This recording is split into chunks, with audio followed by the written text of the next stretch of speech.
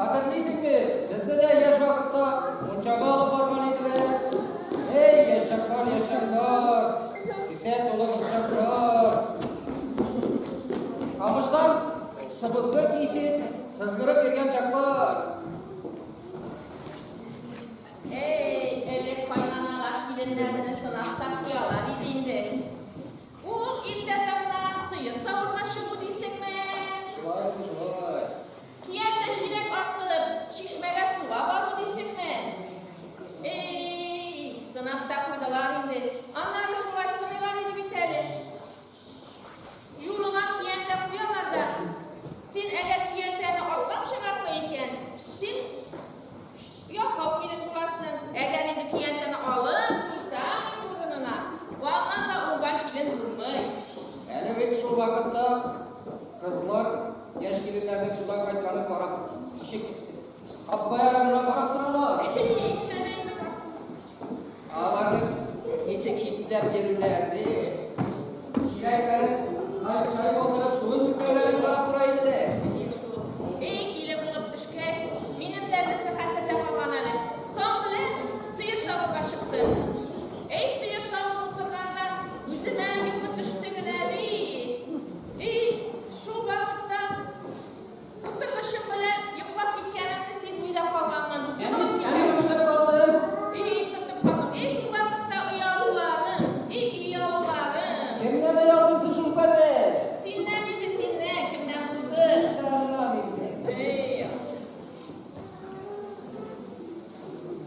Zahlamayı da kaytarlar da. Miniklerin ezer mi?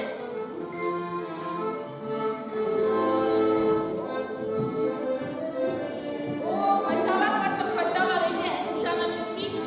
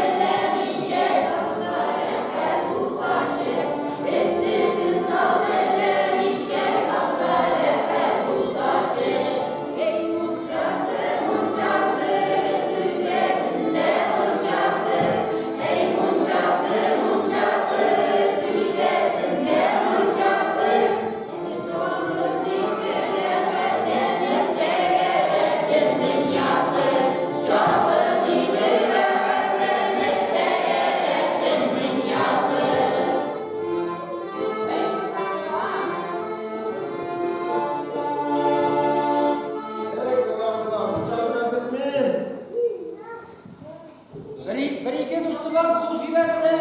Mırşasından parçıda. Gençlerine uzatırken bulayken uçamazka. Ey kıdav, ey mutfak esirmiş hani. Taşı kızgın, sulu kaynar, sıramasak dayalı. Tamam çık Ali. Ey güzelim uşaklar. Ne yaş varlar, uçağa girgenden sık tereze perdesini düşürüp koyunuz. Taş üstüne ıssız salıp sever ki parmağınız. Eydeniz balalar, eydeniz müşekte gitti. Tırmaşıları şuşu silgidey ak, bak mısın? Mehabbetiniz munça taşıday kaynar mısın?